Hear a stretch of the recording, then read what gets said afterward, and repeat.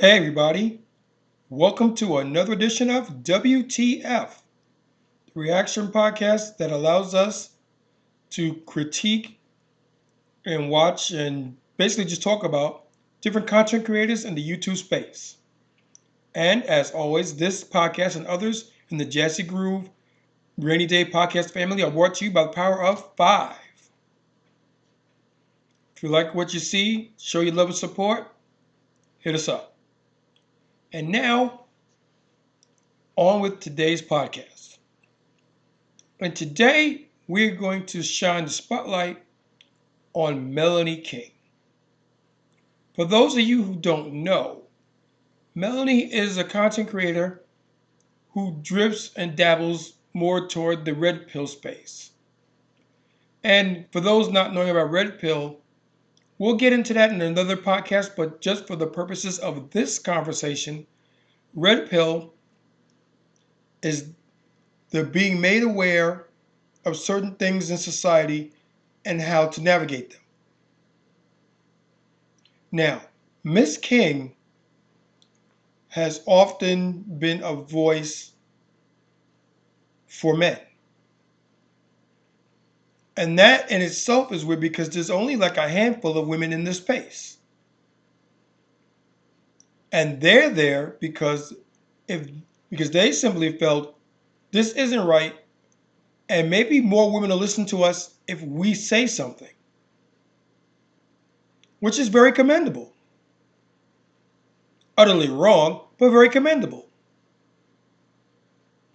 Now we're going to get into a video that she got into. So this is going to be a reaction of a reaction video in which she deals with a gentleman who's talking about why successful women can't find real love. So let's cue it up.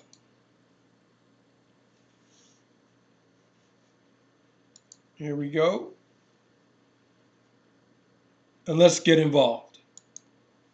They feel as though they deserve the best. And we know that feminism has told women that they deserve the best, that all women are 10, that all women, and they normalize this kind of like living a very luxurious lifestyle, being able to go on these trips, buy what you want, do what you want. And a lot of women have internalized that is their standard now. They've never lived that. No one's ever given it to them. But for somehow they come from very middle class or lower middle class background, but somehow now that's their standard of living that they think they deserve because social media in the world has told them that they do because they're a I find no fault with her logic to start. This can all be traced back to feminism and feminism's lies. Let's keep it real. Feminism as a whole goes against nature. For thousands of years, society in general, and men and women in particular, have advanced a certain way. And for the most part, everyone was happy with it. Until women started saying, wait a minute, this isn't right. I deserve more than this. Now, on the surface, are they right? Absolutely. Abso-freaking-lutely. Women are not, so the word I'm looking for, they're not vassals. They're not chattel. They're not an afterthought. If you believe in the Bible, women were put on this earth to be a complement, a helper to men. Now, somewhere along the line, it got messed up. And it got messed up simply because people are fallible. They're imperfect. And somehow they got into their heads that, well, yeah, maybe they're supposed to be helpers and stuff like that, but she's beneath me. I'm above her. And that goes back to our imperfections and simply stating that people can be wrong. And people are wrong lots of times. Let's get back to it. A woman. No one tells that to men. And so, you as women get to that final point in or older in their career, and they meet that final point that, hey, now I want a family. They're coming with these delusional standards, not just financial standards, but physical standards. He's got to be above 6 feet. Really, 6'3" is the bare minimum now for some women. They'll lie and say, oh, 5'8" and all that. They're lying. He's got to be fit. He's got to be, they want him to be, wealthy. They want all of these things. And they think that because they're a certain place in their career or education, that makes them more valuable to a man. But this is the problem. And I find these women, they raise their standards. It's about me, what I want. And they never stop to wonder, what do men want?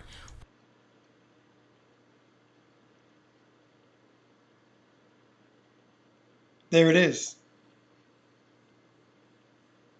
That's what it comes down to, in a nutshell.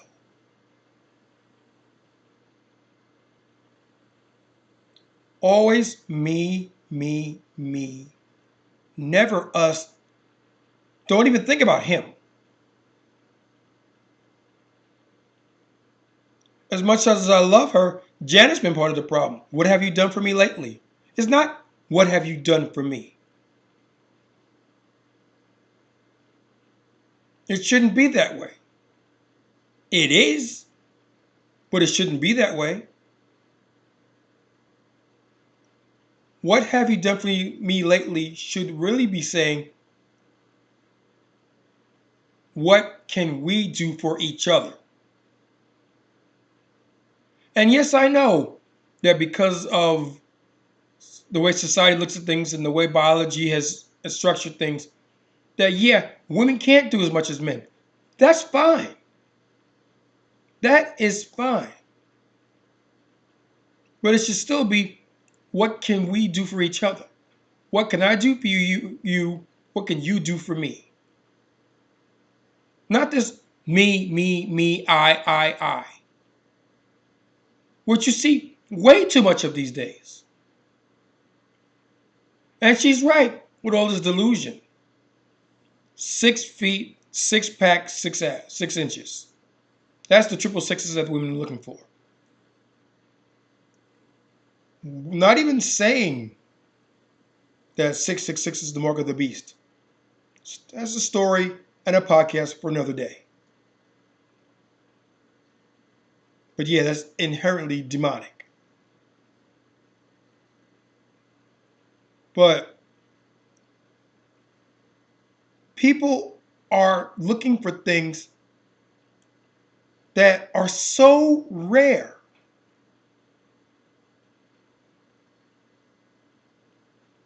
It might as well be a unicorn. It could be a unicorn. It could be a dragon. It could be an elf. It could be a leprechaun. Any one of those mythological creatures. Let's call them that. Mythological creatures.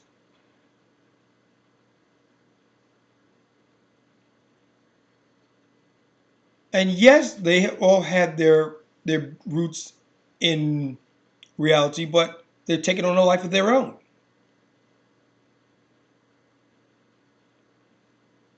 And all this stuff that people are talking about, or I should say women are talking about,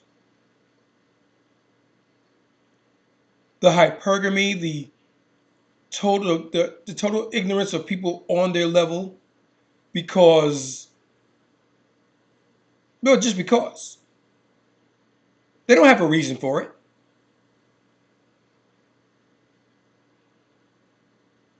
%80 of women, actually no, women in general, let me rephrase that. Women in general believe 80% of guys are ugly. I'm going to stop for a minute and let that sink in. Ugly. Not okay. Not meh. But, oh God, ew, no. And why is that? It could be because they don't check off one of the many requirements that women have in their wish list for guys that they want to potentially partner up with and marry. That could be it. But I'm thinking it's more simply because that's too much like near where I am. He reminds me of where I am, and we can't have that. I can't wake up in the morning for the rest of my days looking at this guy who constantly reminds me where I am in the world. No, I'm better than that. So I will get better than that. Here's some free game for you people. The Chads and Tyrones of this world, they know that. That's nothing new to them. They know it and they actively exploit it. You're never going to get a Tyrone or a Chad. Ever. I don't care what you say. You can manifest it till the cows come home. You can pull out your crystals and your tarot cards and everything else, and you can scream to the high heavens of what you want. No, it's not happening. And it's not happening simply because Chad and Tyrone have options, and you ain't it.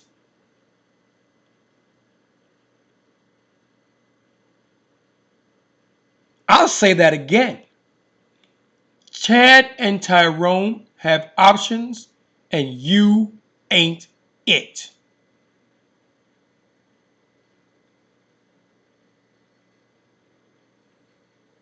Because if you were it, you'd be married. And you're not. Let that sink in for a minute. Why aren't you married? Oh, sure. You got people sliding in your DMs. And you can go on dates. You've even had bedroom fun with a few of them. But that's not the marketing or that's not the makings of someone who is a wife. Because shout out again to Myron and Walter for um fresh and fit.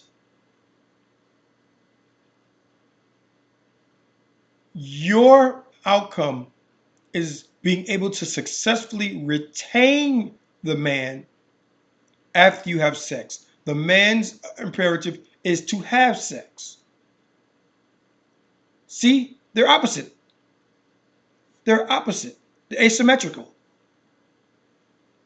Guy wants to get you. You want to keep the guy around after he gets you. And let's be honest, these days, that's how relationships work.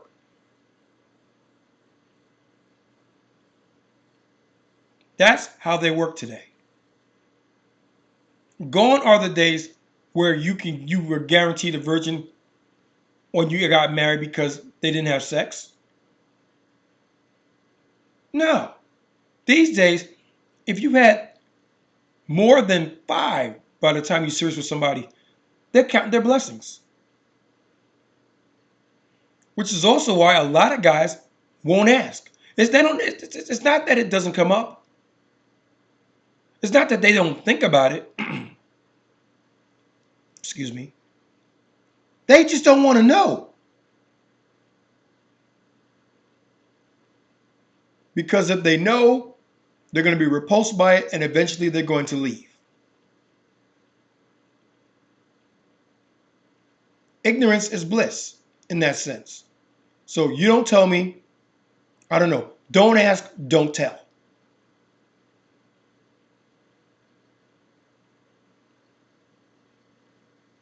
And everything's fine.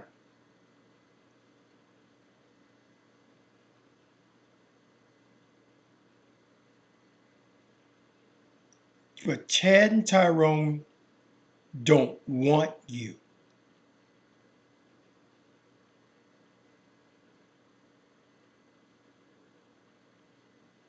They don't need you.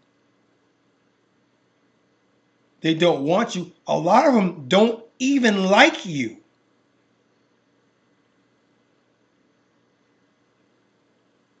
And that is the true definition of post-nut clarity.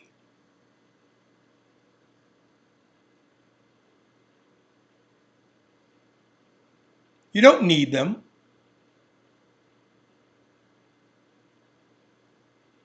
You don't want them. You don't even like them. But you were horny and they were there. And afterwards, after you bust your nut and you're coming down, you're thinking, "Oh my God, what did I just do?"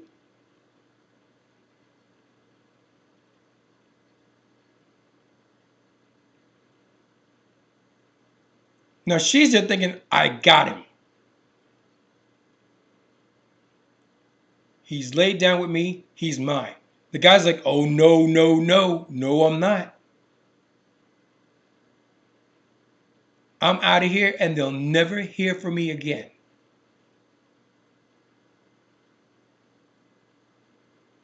And if you're particularly good in the bedroom, you may get a text message in now and then for a late night hookup. But notice, late night hookup.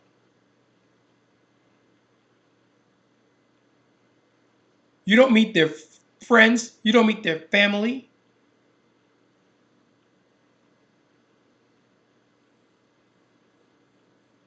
None of that stuff.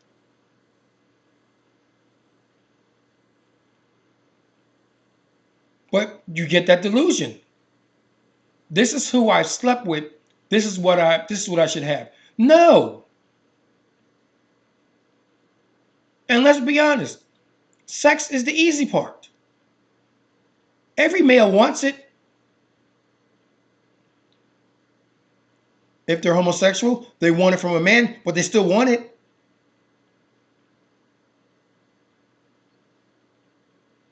Ain't no thing to have sex. Or should I say, ain't no thing for you.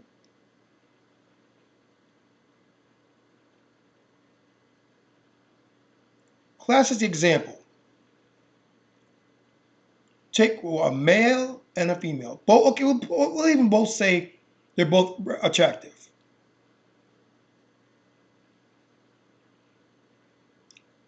You take the male and the female outside, out into the street, busy section of the street, busy thoroughfare, lots of people walking around, and then we're going to have them both at the top of their lungs at the same time shout out, "Who wants sex?" And just stop and gauge the reaction. Now keep in mind, they're both good looking. The women will get 10 times the amount that the guys will get.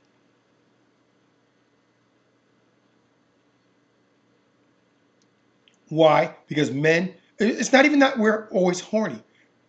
We are predisposed to sow our seeds. It's hardwired into us.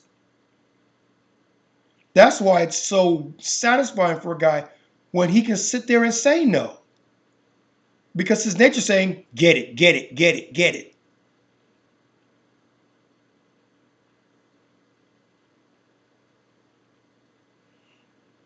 One of the best people that I've ever heard talk about it was Chris Rock. Shout out to Mr. Rock, because He was very, very on point about it.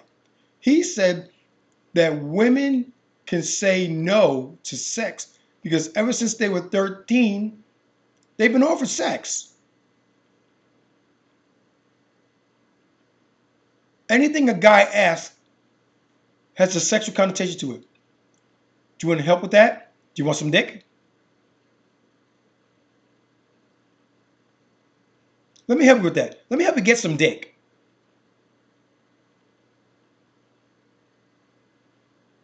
And it's not because we're horny. It's because we're programmed to do that.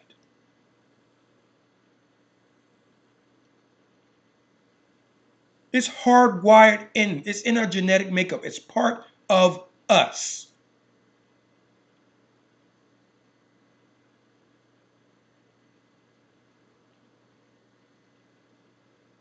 And as we get older, the urge begins to subside somewhat. But it's still always there.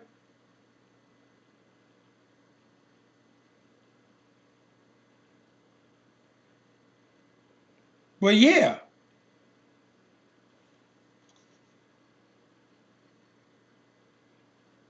it's always there. Now let's get back to it. What do men think? What is a man's experience in this? How can I understand men better so that I can win on the dating market? How can I build a relationship with a man so that he feels loved and feels valuable? Um, Sorry to stop it again, but again, Miss King is on point.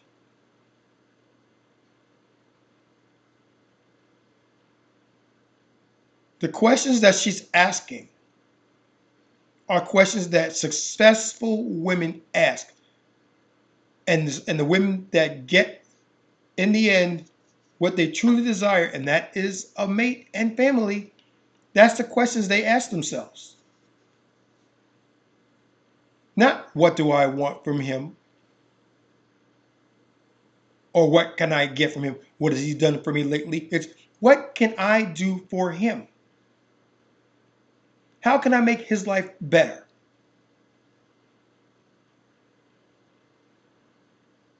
What are the things that he is deficient in that I can help augment and bolster up? One of the best things that ever happened to me, and it's to this day, it still blows my mind,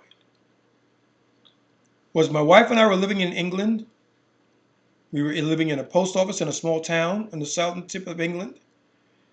And I was working one day and she was upstairs.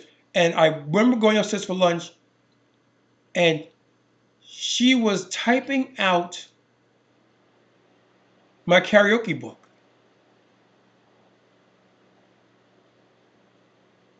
Didn't ask her to do it. Didn't expect her to do it. Something I figured I'll get around to it. I need it done. I'll get around to it because I need it done, not her. And here I do. I come upstairs and there she is typing my stuff out. And I'm thinking, oh, wow. I don't believe it.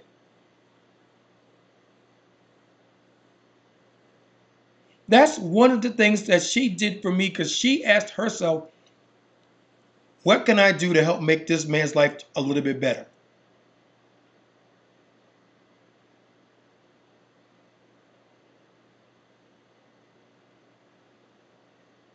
And I think after this, I'm going to thank her for that. One of a great many things I want to thank her for. Because, again, she didn't have to do it.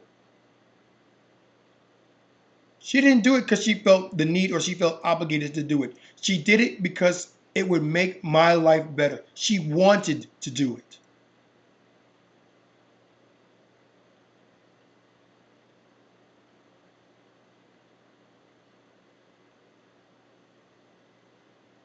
And it's one of the many things I'm very thankful for.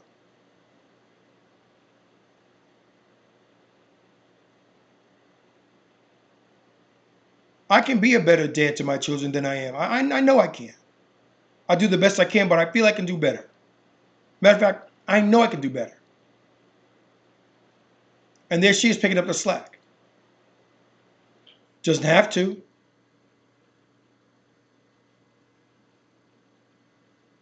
But she does it because she wants to.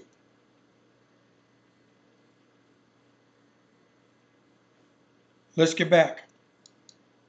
They only come with what is in it for me and only me, and they never intelligently think through, listen, I am selling a product myself. Yes, you are. You're trying to get a man to commit and to marry you. You are trying to sell yourself as a product because men own relationships. Women own sex, men own relationships. So instead of thinking, what does the customer want? You just give the customer whatever it is you're serving, and you tell the customer, hey, take me as I am. I am the table. I don't need to offer anything else. You should be happy because I have a vagina. And they never go deeper. So a lot of these women feel lost, but they're not willing to go across the aisle and listen to men. And in fact, a lot of these same women practice toxic misandry and will shut men down if they say anything. They hate men speaking up and telling the truth about what they feel about women or what their desires are. Men are shamed for it. Men are put down for it. And they stay in this echo chamber of the sisterhood, all banging their heads against the wall in this emotional circle jerk. Like, what's wrong with men? Where are all the good men? How come men are dusty? How come there's no man on my level? I'm not going to date down. And they're talking to each other. If you want to marry a woman, that's where you should stay. That's what you should do. But if you want to be with a man, you're going to have to open your eyes and ears and heart to hear men and understand. And it's going to be harsh at first, because you've been pandered to your whole life. You've been told, no one's ever held you accountable, or you've never heard the harsh truths from men. But if you can digest it, you can actually learn and win on the dating market. But that was a long speech, but let's continue. We'll continue in a second, but again, spot on, Miss King, spot on.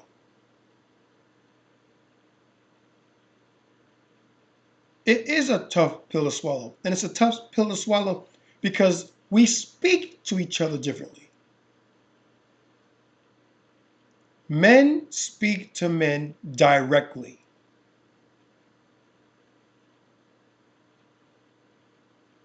Do you ever listen to their roasting? It's direct. It's to the point. You're fat. You need to lose weight. You missed a turn. You need to go here. Your hair's busted. You need a cut. And once again, shout out to Myron and Walter. If a guy that's telling this other guy that is coming from a better place, the other guy will take it, okay, fine, I'll do it. Because then I'll be him. I'll be on his level, and I'll command more, and I'll be better off for it. Thank you for telling me. They may not say thank you, but thank you for telling me that. Women are flowery when they speak. Women speak in circles. They go all around the houses. They can talk a hind leg off a donkey. They can talk to hear themselves talk.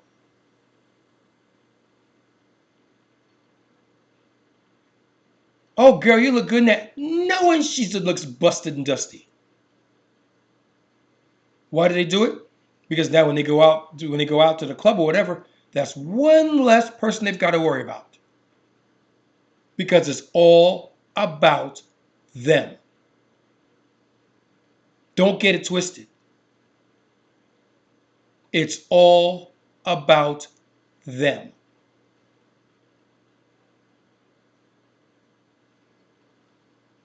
They don't care about you. They may act like they do, but they don't.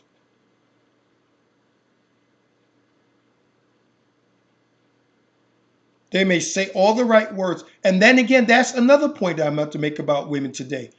They'll say what's politically correct. They'll say that. They don't mean it, but they'll say it. Classic example. Um,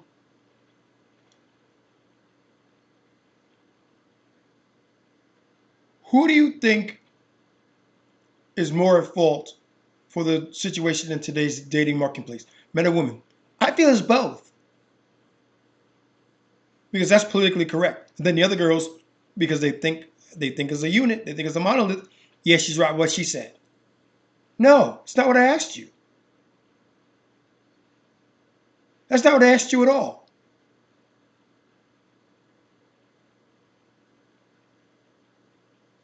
I asked you to pick. It's binary, one or the other. There is no both.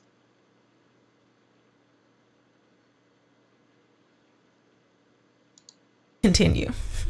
We all know women, I'm sure this happens to you all the time, really interesting, high character, successful, attractive women, usually in their 30s, sometimes in their 40s, who will say, I can't find anyone to date. And it's not that they can't find anyone to date, it's that they can't find anyone they want to date. And there's some dynamics here. The first is, Can I just interject to Sure. validate your point? Okay, we'll get back in a second. But something that the gentleman said was right on point there. For the women to say, where I can't find anybody to date, that's not it. They can't find anybody they want to date. Big difference.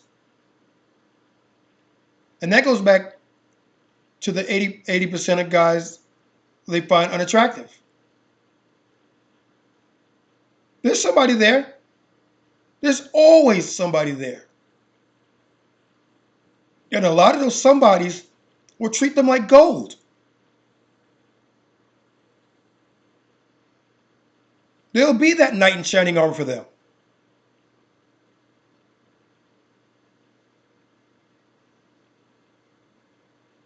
But they don't want it.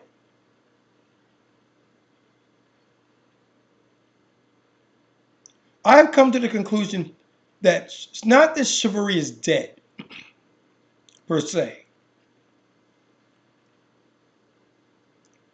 It's dead in the sense that the guys that would show chivalry to women are discounted.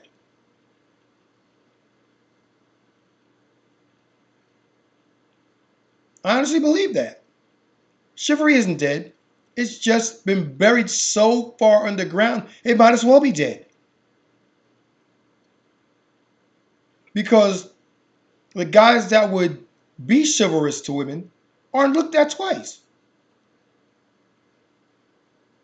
Again, going back to my youth, in high school, we had a club called the Gentlemen's Club. We were we called ourselves the last true gentlemen. And we be chivalrous. We believed in holding doors for women, pulling out the seat, not being sat down till after the woman's set, all that good stuff, all that stuff. And we didn't get a look at. Why? Because we weren't exciting.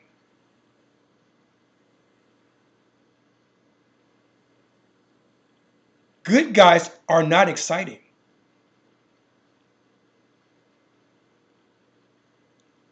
Let's be real.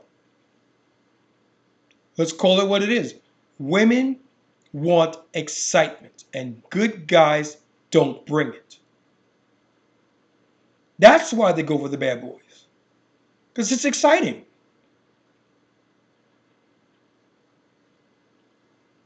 And what happens later? They find out, no, it's not.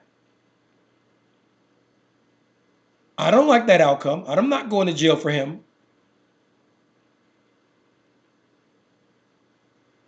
And that's just start thinking, well, what about Joe Blow over there? I remember him.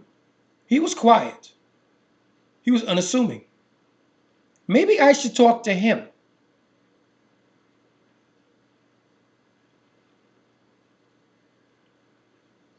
And they call it settling, but it's not settling.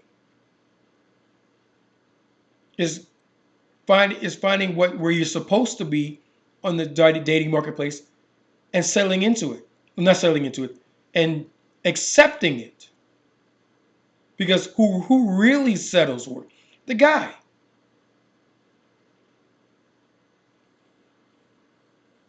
It just doesn't seem like it.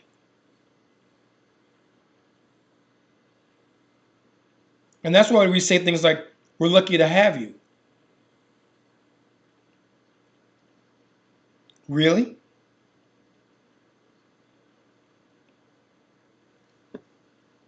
Let's get back to it. Nah.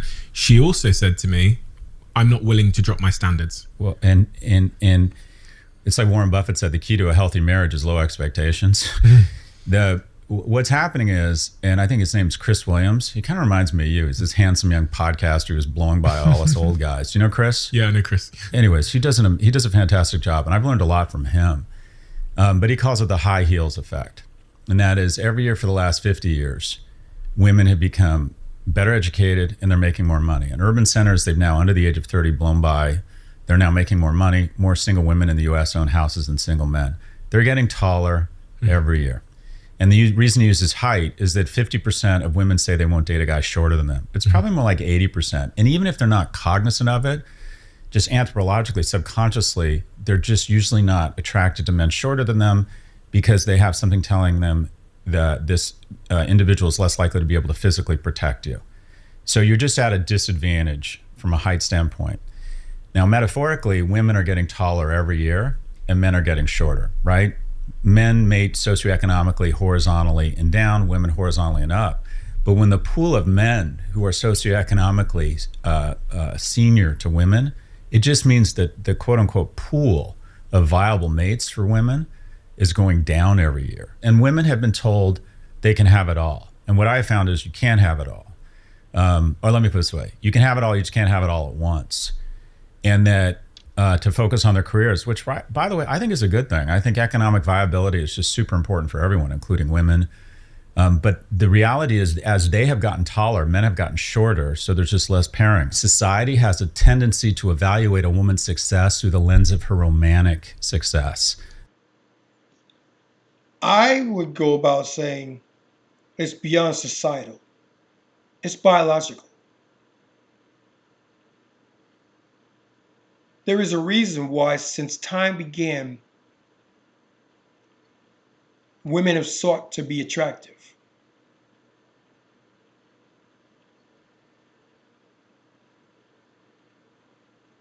There is a reason why women aspire to be beautiful. There's a reason why women's beauty products are a multi-billion-dollar per year industry. An industry that'll never, ever go broke. Because there will always be women out there who feel the need to enhance their beauty. Or if they don't have beauty, to get it.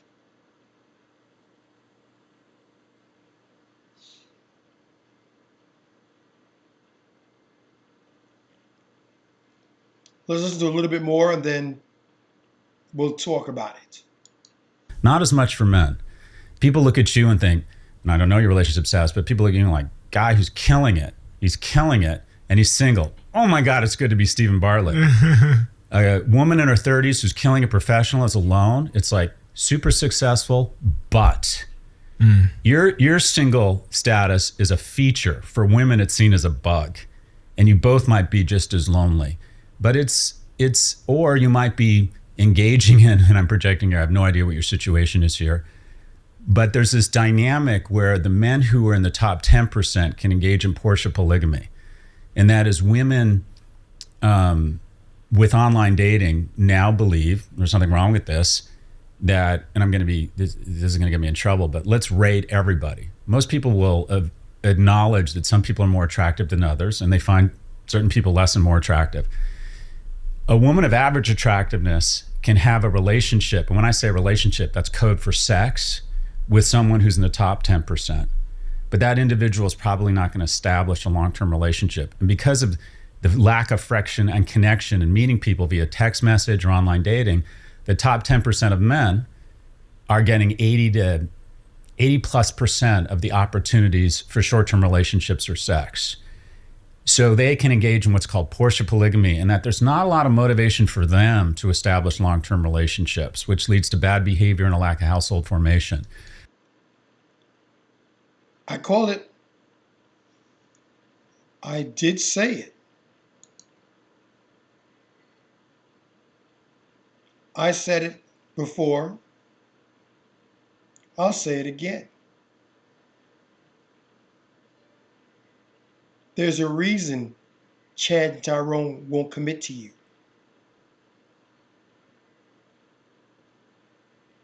There's a reason for it. He calls it Portia polygamy. I say it's options. We're talking the same language. And it doesn't go against or disprove what I'm saying. And all I'm saying is that that kind of good-looking guy who has got frame, he's got status, he's got clout, he's got money, he's got looks. He also has options. And if he's got options, expect him to act on them.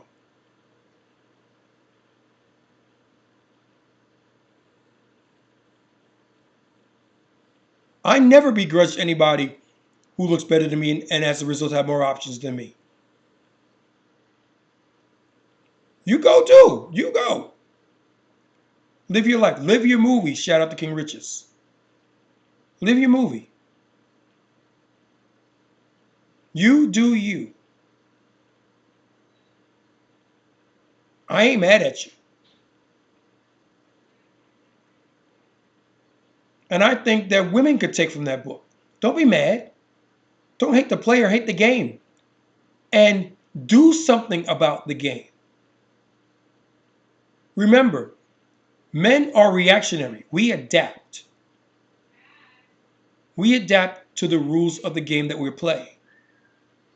So again, if all women stood up as one and said, you know what? We're not doing this anymore. We're not going to allow you access to sex unless and until you guys put a ring on it.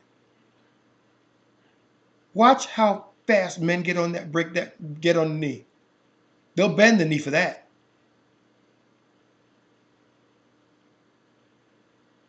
Because it's what they want, it's what they want. It'll never happen because it would simultaneously also take away the attraction and attention that they want. Why do women get dressed up to go places? They say it's for themselves. No, it's not. Because on some level, somewhere in the back of their brains, if they're honest with themselves, when no one else is looking, they know they're doing it to attract a mate. That's why they get dressed up. Because if they weren't, then as has been pointed out on many different podcasts, why don't you just stay home? Throw on a radio, throw on a tape, get on Spotify, get a playlist going, and just dance with your friends there. Have a good time at home. You don't have to go out and do it. But they can't do that. Why? Because there's no attention there. They won't get the attention they crave.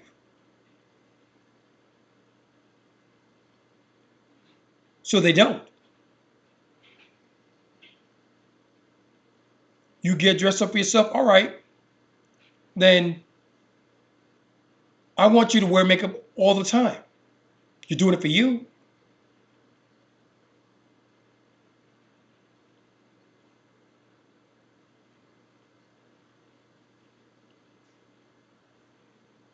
But they won't do it.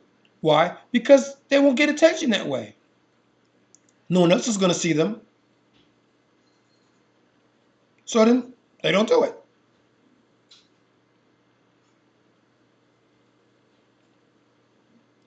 I got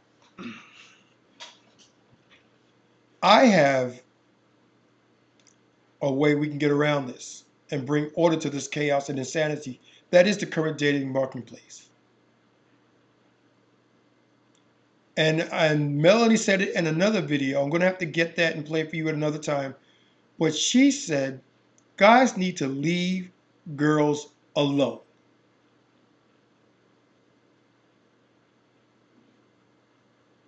Period. And to that, I'll add work on you.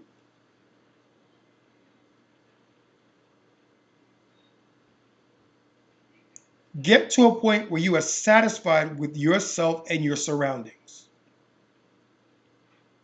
Money is an issue? Make more money. Status is with you? Build up your worth. If looks are an issue for you, there are ways around that. Augment it. Become the best version of yourself you could possibly be. And I guarantee you, the women will come. And they'll come as a bonus.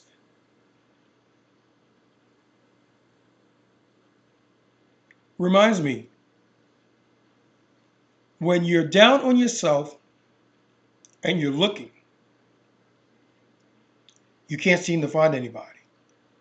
But when you're happy with yourself and you're not looking, you can't beat them off you with a stick. Why? Because you're happy with yourself. And women are thinking, ooh, I wonder what makes him happy. He's very happy.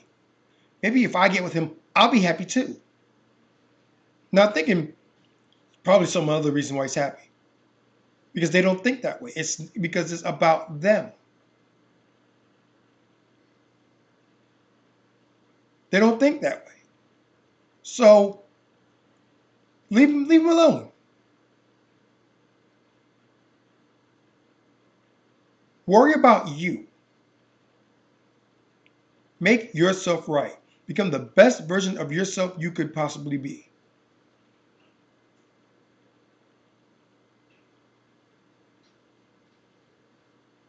Become single by choice.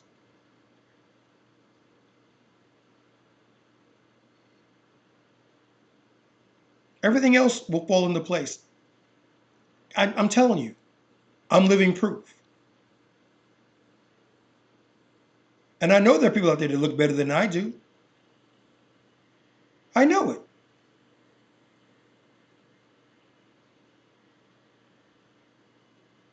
And I got my happy ending.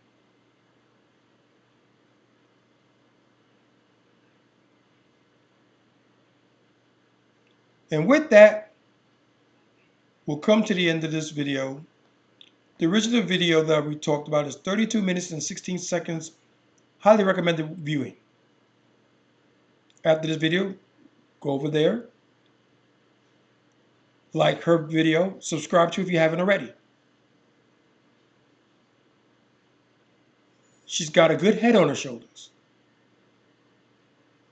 And we should reward her for it.